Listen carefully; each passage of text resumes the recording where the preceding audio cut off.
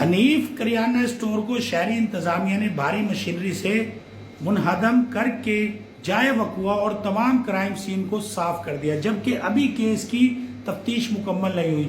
یہ کون سے قانون اور قاعدے کے تحت کیا گیا ہے؟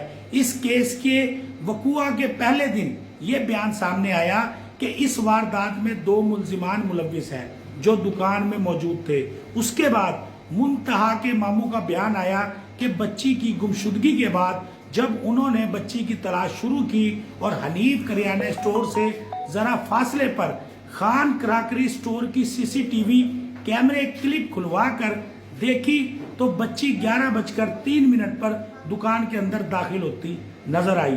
انہوں نے 11:33 تک کی ویڈیو دیکھی مگر بچی دکان سے نکلتی نظر نہیں آئی۔ اس کے بعد انہوں نے دوسرے کارنر پر واقع ایک دکان کی CCTV فوٹیج دیکھی کہ شاید بچی پچھلی طرف سے نکل گئی ہوگی مگر ایسا کچھ نہیں ہوا تھا۔ جب یہ اہل علاقہ کے چند افراد کے ساتھ دکان کے اندر گئے تو دکاندار کاؤنٹر پر موجود تھا۔ اس کے علاوہ دکان میں 4 ملازمین اسٹور میں اور اوپری منزل پر موجود گودام میں موجود تھے۔ میرے پاکستانیوں، جب بچی کے ماموں نے ان سے پوچھا کہ بچی دکان میں داخل ہوتی نظر آئی ہے مگر باہر نکلتے نظر نہیں آئی تو ان 5 نے بتایا کہ بچی آئی تھی مگر سودا لے کر چلی گئی۔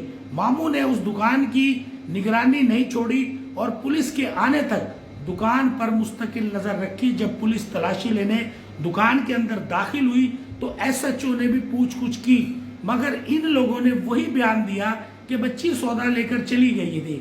اسی دوران SHO نے ایک بندے کے جوتے پر کچھ خون کے نشانات دیکھ کر جب پولیس کی روایتی طریقے سے تفتیش کی تو سب پتہ چل گیا کہ بچی کی لاش دکان کے ایک کونے میں کچرے اور کارٹن کے نیچے سے برآمد کر لی گئی ہے۔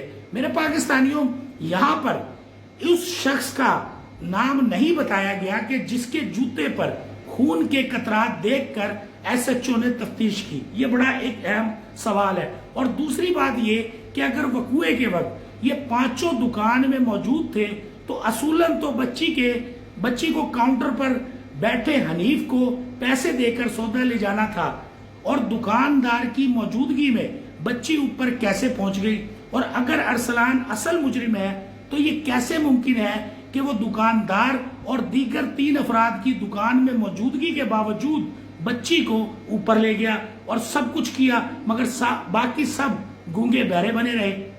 یہ بھی ایک اہم سوال ہے۔ اگر یہ سب اس جرم میں ملوث نہیں ہے تو پھر بچی کی دکان سے سودا لے کر جانے کا بیان کیوں دیا؟ یہ بڑا اہم پوائنٹ ہے۔ اور یہ بھی بتایا جا رہا ہے کہ دکاندار کی چند روز پہلے بچی کے والد سے کسی بات پر بحث و تکرار ہوئی تھی جس پر دکاندار نے بچی کے والد کو سنگین نتائج کی دھمکیاں دی تھی۔ تو پھر پولیس نے کس بنیاد پر صرف ارسلان کو مجرم ٹھہرا کر اس کو پار لگا دیا؟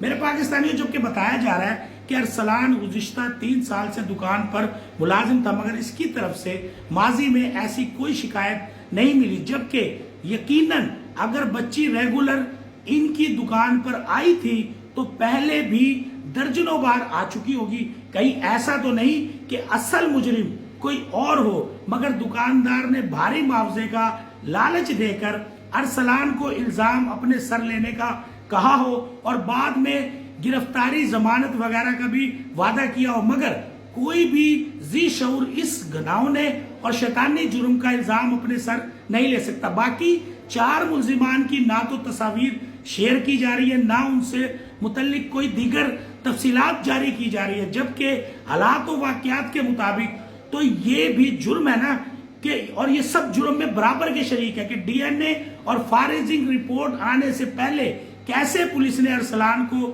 پکا مجرم قرار دے کر پار لگا دیا۔ اور میرے پاکستانیوں، پولیس کا کسی ایک شخص کو مرکزی ملزم قرار دینا عام طور پر اس وقت ہوتا ہے جب اس کے خلاف ابتدائی شواہد، اعترافی بیان، برآمدگی، فارنسک شواہد یا دیگر کوئی ثبوت موجود ہو اور عوامی سطح پر سامنے آنے والی معلومات اکثر مکمل نہیں ہوتی۔ DNA اور فارنسک رپورٹ کی اہمیت بہت زیادہ ہے۔